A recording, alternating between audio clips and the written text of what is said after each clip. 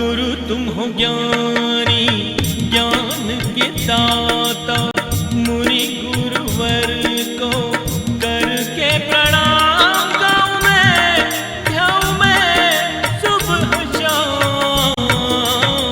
पुलक सागर एक नाम एक नाम। इस कार्यक्रम के प्रसारण पुण्यार्जक परिवार हैं श्री सुधाकर जी अग्रवाल, जितेंद्र कुमार सुधाकर जी अग्रवाल, ट्रस्टी जिन शरणम तीर्थ, संरक्षक पुलक मंच परिवार श्री रामपुर, सौभाग्यवती प्रिया जितेंद्र कुमार अग्रवाल, अध्यक्षा पुलक मंच परिवार श्री रामपुर, राष्ट्रीय शिक्षा मंत्री पुलक मंच परिवार, संयोजिका जिन शरणम छात्रावास, अध्यक्षा आचार्य शांति सागर पाठशाला श्री रामपुर, कुमारी समृद्धि चिरंजीव सार्थक अग्रवाल परिवार श्री रामपुर, जैन एग्रो इंडस्ट्रीज, निर्माता कॉटन सीड ऑयल और एग्रो उत्पाद, plot number A180 MIDC Shri Rampur, जिला अहमदनगर, महाराष्ट्र। ज्यादा पैसे वाले होने से भी दुनिया में हम महान नहीं होते हैं। और ये भी मत सोचना कि हम गरीब हैं तो हम अपने जीवन में कुछ नहीं कर सकते हैं। मैं आपसे पूछता हूं, अब्दुल कलाम जानते हो? नहीं जानते हो?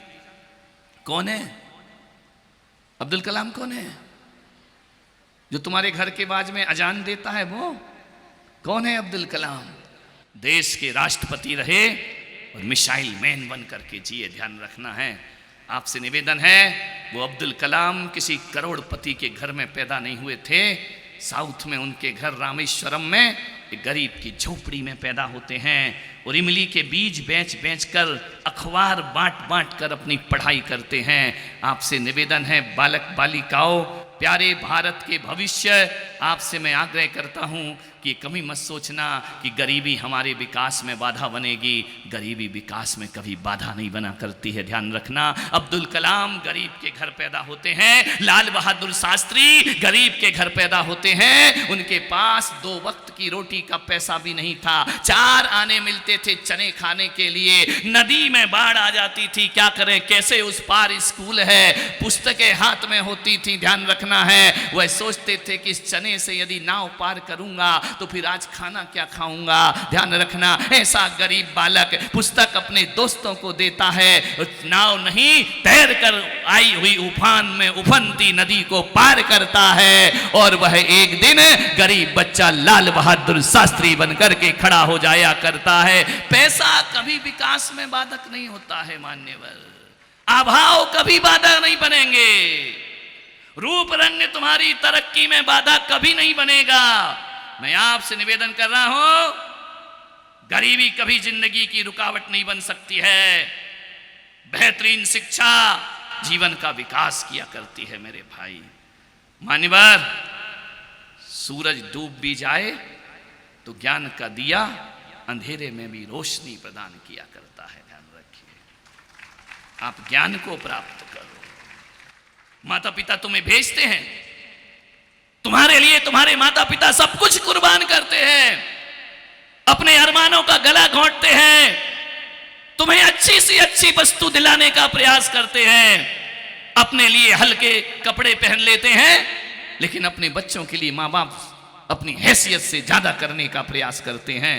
वह तुम्हें स्कूल भेजते हैं, पढ़ने को भेजते हैं, ताकि एक अच्छे इंसान बनकर के तुम इस दुनिया में जियो, इस देश में जियो। मान्यवर, आपसे मैं निवेदन करने चाहता हूं, हमारे देश में कितने भी गरीब हों या अमीर कोई फर्क नहीं पड़ता। आप प्रत्यक्ष देख रहे हैं, रेलवे स्टेशन पर चाय बेचने वाला देश का प्रधानमंत्री नरेंद्र मोदी बनकर के खड़ा हो जाया करता है, ध्यान रखना। कोई बाधा नहीं है, रुपए पैसे। एक बात याद रखना, बेहतरीन पढ़ाई होना चाहिए। यदि आपने पढ़ाई अच्छी की है तो आज हम 21वीं सदी में जी रहे हैं। लड़के कहते हैं, बेटियां कहती हैं, नौकरी के लिए दर दर भटकना पड़ता है। गया वो पुराना भारत जहां दर दर भटकना पड़ता था नौकरियों के लिए। अब इतनी कंपनियां आ गई हैं, थोड़ा सा टैलेंट तुम्हारे पास हो तो 1-2 लाख कमाना आज के बच्चों के लिए कोई बहुत बड़ी बात नहीं हुआ करती है। थोड़ा सा टैलेंट तुम्हारे अंदर होना चाहिए, बेहतरीन शिक्षा तुम्हारे अंदर होना चाहिए। यदि वो आपके पास है, मैं विश्वास दिलाऊंगा, ऐसी पढ़ाई करो, ऐसे संस्कार जीवन में ग्रहण करो तुम्हें कंपनियों के दरवाजे नहीं खटखटाना पड़े, कंपनियां स्वयं तुम्हें ऑफर दे कि हमारे यहां आओ, हम तुम्हें नौकरी प्रदान करते हैं। योग्यता पैदा करो मेरे भाई। आपसे मेरा निवेदन है, आपसे मैं निवेदन आग्रह करना चाहता हूं, एक बात जिंदगी में याद रखना। आजकल एक बन गया है, आदमी ने दिमाग में लगा लिया है, वो गांव की बच्ची शहर में पढ़ेगी, शहर के बच्चे बड़े शहर में जाएंगे, वहां के दिल्ली में जाएंगे। मेरे भाई ये गलतफहमी दिमाग से निकाल दो। एक बात याद रखो, जो योग्य होते हैं, जो पढ़ना जानते हैं, जिन्हें हकीकत में पढ़ाई करना है, गांव में पढ़कर भी लोग कलेक्टर बना करते हैं और कमिश्नर बन करके खड़े हो जाया करते हैं। एक गांव के सरकारी स्कूल में पढ़ के भी बच्चे जीवन की ऊंचाइयां प्राप्त कर सकते हैं। आप क्या सोचते हो कि महंगी महंगी फीस होती है वो स्कूल अच्छा होता है? सोच बना रखी है दिमाग में, महंगा फर्नीचर वो स्कूल बहुत अच्छा है, सुंदर भवन वो स्कूल बहुत अच्छा है। मैं पुलक सागर कहता हूं कि होगा, अच्छा भवन बनना चाहिए, मैं विरोध नहीं करता हूं, लेकिन मैं आपसे निवेदन कर रहा हूं सभी बच्चों से कि अच्छे फर्नीचर और अच्छे भवन और अच्छी किताबों से आदमी महान नहीं बनता। अरे अच्छा स्कूल वो होता है जहां अच्छी शिक्षा प्रदान की जाती है, वो स्कूल बहुत अच्छा होता है। फर्नीचर अच्छा होने से थोड़ी हमारा जीवन बन जाएगा, भवन अच्छा होने से थोड़ी जीवन बन जाएगा, खेल कूद का मैदान बड़ा होने से हमारी जिंदगी नहीं बना करती है, स्विमिंग पूल होने से जीवन नहीं बना करता है। जीवन बनता है अच्छी पढ़ाई करने से। ध्यान रखिए, वो स्कूल सबसे अच्छा है जहां पढ़ाई ईमानदारी से कराई जाती है। ध्यान रखिए, पढ़ाई से जीवन महान बनेगा। ध्यान रखिए। मान्यवर, आपसे निवेदन है, जिन्हें पढ़ना होता है ना, वो स्ट्रीट लाइट के उजाले में भी बैठकर पढ़ाई कर लिया करते हैं। वो जिन्हें नहीं पढ़ना है, वो महंगे महंगे स्कूलों से भी पढ़ाई नहीं कर पाते हैं। ध्यान रखिए। मालूम है, अच्छी शिक्षा में सबसे ज्यादा योगदान किसका होता है? मालूम है आपको? महाभारत देखी, सुनी तो होगी, नहीं सुनी? बोलो हाँ या ना। सुनी है ना? दुर्योधन कितने भाई थे? बोलो 400। कौरव पांडव कितने भाई थे? 5। 5 पांडव 100 कौरव। दोनों का स्कूल कौन सा था? बोलो। राजकीय विद्यालय? नहीं, एक आश्रम में पढ़ते थे। द्रोणाचार्य उनके गुरु थे। द्रोणाचार्य 100 कौरव और 5 पांडवों को एक सी क्लास, एक सी शिक्षा, एक सा अध्ययन कराते थे।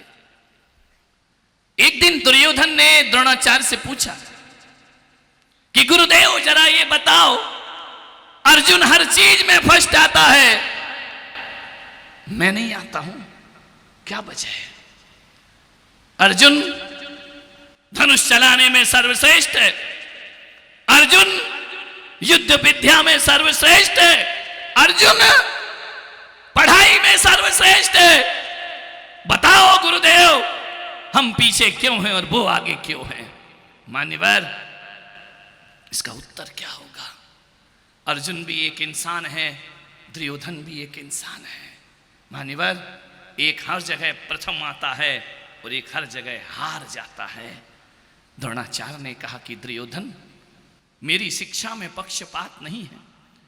आज स्कूल में भी आप देखना 40 मिनट का पीरियड होता है। मेरे समय अभी कितने का? 40 का ही है ना? नहीं, मैं समझा शायद चेंज हो गया हो, क्योंकि अब तो मैच भी 20-20 हो गए हैं। ध्यान रखना है, 40 मिनट के पीरियड में एक टीचर एक क्लासरूम में 30-40 बच्चों को एक सा लेक्चर देती है। क्या वजह है? कुछ बच्चे 100 नंबर लाते हैं, कुछ 90 लाते हैं, कुछ 80% लाते हैं। टीचर ने अलग अलग पढ़ाया कि एक सा पढ़ाया? बोलिए, एक सी शिक्षा दी ना शिक्षक ने? द्रोणाचार्य ने कहा कि अर्जुन मैं तुम्हें भी पढ़ाता हूं, युधिष्ठिर को भी पढ़ाता हूं, मैं दुर्योधन को भी पढ़ाता हूं, लेकिन हमेशा दुर्योधन नंबर 1, अर्जुन नंबर 1 आता है। मालूम है क्यों आता है? इसलिए कि तुम जितने भी लोग बैठे हो, तुम केवल उतना पढ़ते हो जितना टीचर पढ़ाता है, और अर्जुन उतना नहीं पढ़ता, घर जाकर होमवर्क करता है। मान्यवर, वो टीचर से ज़्यादा पढ़ने का प्रयास करता है, इसलिए वो हर जगह नंबर 1 आया करता है। जो बच्चे केवल स्कूल की पढ़ाई करते हैं वो अव्वल नंबर पे कभी नहीं आते। जो घर जा कर के और ज़्यादा पढ़ाई करते हैं वो जीवन में कभी फेल नहीं हुआ करते हैं, जीवन में आगे। हमारे जीवन में, हमारी शिक्षा में सबसे बड़ा योगदान यदि किसी का है तो 30% शिक्षक का ज्ञान और 70% होमवर्क से हम जीवन में सफल हुआ करते हैं। आपसे निवेदन है, होमवर्क जरूर करो, घर में जाके पढ़ाई जरूर करो। ध्यान रखना, अकेले शिक्षक के भरोसे आप 100 नंबर नहीं ला सकते हैं, स्वयं की भी मेहनत करना पड़ेगी। तो अर्जुन उतना पढ़ता था जो टीचर ने पढ़ाया उससे भी आगे का पाठ पढ़ के आता था। आज जो टीचर पढ़ा रहे हैं वो आज का तो याद करते ही था, वो कल जो पढ़ाना है उसे भी पढ़ के आता था। लोगों को और को बाद में समझ में आता था, और अर्जुन को सबसे पहले पाठ समझ में आ जाया करता था। आपसे निवेदन है, तैयारी तुम्हें करना पड़ेगी, मेहनत तुम्हें करना पड़ेगी, जिंदगी तुम्हें बनाना पड़ेगी। एक बात याद रखना, गुनगुना पानी कभी भाप नहीं बना करता है। ध्यान रखना, जब वह पानी 100 डिग्री में जाके उबलता है तब भाप बन करके ऊपर उड़ा करता है। जो बच्चे ये सोचते हैं 80% में भी चलेगा, 90% में भी चलेगा, मेरे भाई ध्यान रखना, ये गुनगुने पानी जीवन की ऊंचाइयों को प्राप्त नहीं कर सकते हैं। 100% की तैयारी करोगे तब जीवन में 90% अंक आया करते हैं। मान्यवर, आप कहोगे पढ़ाई बहुत कठिन है, पढ़ाई ज्यादा कठिन नहीं, पढ़ाई बहुत सरल है। आपसे मेरा इतना ही निवेदन है, इतना ही आग्रह है, अपनी जिंदगी को कभी भी गमले का पौधा बनाने की कोशिश मत करना। ध्यान रखना, एक गमले का पौधा होता है और एक जंगल का पौधा होता है, दोनों में बड़ा अंतर आता है। गमले के पौधे को यदि 4 दिन पानी ना दो, 8 दिन पानी ना दो तो मुरझा जाता है, और जंगल के पौधे को केवल बरसात में पानी मिलता है, 8 महीने हरा भरा खड़ा रहता है। वह लड़ता है, वह संकट सहता है, वह कष्ट सहता है, वह सुविधाओं में नहीं रहता है। गमले का पौधा सुविधा में रहता है। आपसे निवेदन है, ज्यादा सुविधा भोगी मत बनो, ज्यादा सुविधा में मत जियो, क्योंकि सुविधाओं में मिला हुआ ज्ञान मुसीबत में खत्म हो जाया करता है। ध्यान रखना, राम तो राजपुत्र थे, राम तो राजकुमार थे, लेकिन जब उन्हें वशिष्ठ शिक्षा देने आते हैं वह दशरथ से कहते हैं अपने पुत्रों को जंगल में मेरे साथ भेजो, आश्रम में पढ़ने के लिए मेरे साथ भेजो। दशरथ ने कहा मैं महल में व्यवस्था करता हूं, आप वहां मत पढ़ाओ, जंगल मत ले जाओ, मैं बच्चों के बिना नहीं रह सकता हूं। वशिष्ठ ने कहा जंगल में जाकर के मेरे छात्र बनेंगे, ये प्रतिकूल परिस्थितियों से लड़ना सीखेंगे। राजमहल में ये राजकुमार तो बन सकते हैं, लेकिन ये एक महान इंसान नहीं बन सकते हैं। ध्यान रखिए, वशिष्ठ उन्हें जंगल में लेकर के गए, लकड़ी काटना, जंगल जाना, भिक्षा मांगना, गुरु को भोजन कराना, फिर भोजन ग्रहण करना। ध्यान रखना है, कठोर परिश्रम होता था। पहले की शिक्षाओं में किताबें नहीं, ध्यान रखना, किताबों की शिक्षा नहीं दी जाती थी, अनुभव और आचरण की शिक्षा दी जाती थी। एक बात बताओ, यदि राम जी 12 वर्ष अध्ययन किया उन्होंने आश्रम में, यदि राम जी 12 वर्ष ये जंगल की विद्या नहीं सीखते, तो एक बात बताओ, क्या वो 14 वर्ष का वनवास काट सकते थे?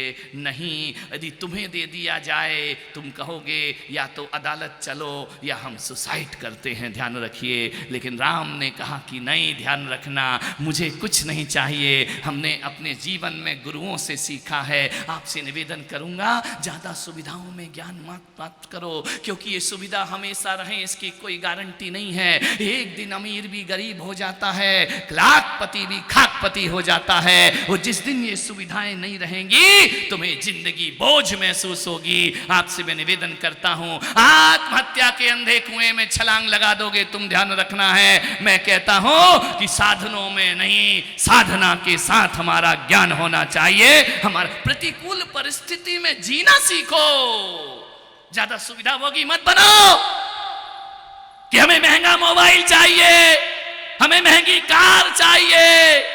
अरे मेरे भाई, ये आज है कल रहे इसकी कोई गारंटी नहीं हुआ करती है। वैसा भी जीना सीखो, हर हाल में जीना सीखो मेरे भाई। यदि ज्यादा सुखाओं में जिए तो जिंदगी में कुछ नहीं कर पाओगे, तुम ध्यान रखना। मान्यवर, आपसे निवेदन है, मैंने तुम सबको बुलाया है यहां।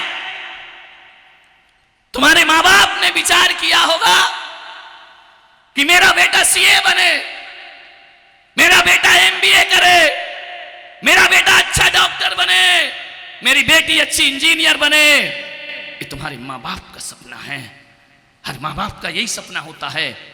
लेकिन कोई भी मां बाप ये नहीं कहता है कि मेरा बेटा अच्छा इंसान बने। मान्यवर, मां बाप कहते हैं अच्छे इंजीनियर अच्छे डॉक्टर बनो। मैंने तुम्हें बुलाया है, अच्छे डॉक्टर इंजीनियर बन पाओ या ना बन पाओ, अच्छे इंसान बन करके दुनिया में खड़े हो जाओ। ध्यान रखना, आज जो यहां पर नजारा दिख रहा है ये कोई प्रवचन सभा नहीं है। मैंने तुम जैसे इंसानों को इंसान बनाने के लिए 1 घंटे की ये फैक्ट्री यहां पर खोली रखी है। ध्यान रखना, यहां से अच्छे इंसान बन करके तुम्हें जाना है। मान्यवर, एक अच्छा इंसान 100 डॉक्टरों से बढ़ के होता है, एक अच्छा इंसान 100 सीए से बढ़ के होता है, और एक अच्छा इंसान 100 इंजीनियर से बड़ा होता है।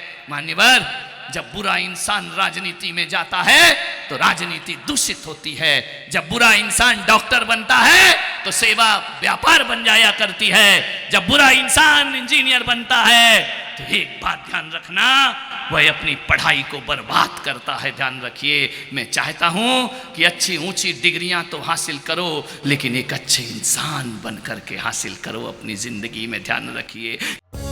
इस कार्यक्रम के प्रसारण पुण्यार्जक परिवार हैं श्री सुधाकर जी अग्रवाल, जितेंद्र कुमार सुधाकर जी अग्रवाल, ट्रस्टी जिन शरणम तीर्थ, संरक्षक पुलक मंच परिवार श्री रामपुर, सौभाग्यवती प्रिया जितेंद्र कुमार अग्रवाल, अध्यक्षा पुलक मंच परिवार श्री रामपुर, राष्ट्रीय शिक्षा मंत्री पुलक मंच परिवार, संयोजिका जिन शरणम छात्रावास, अध्यक्षा आचार्य शांति सागर पाठशाला श्री रामपुर, कुमारी समृद्धि चिरंजीव सार्थक अग्रवाल परिवार श्री रामपुर, जैन एग्रो इंडस्ट्रीज, निर्माता कॉटन सीड ऑयल और एग्रो उत्पाद, plot number A180 MIDC Shri Rampur, जिला अहमदनगर, महाराष्ट्र। गुरु तुम हो ज्ञानी, ज्ञान के दाता, मुनि गुरु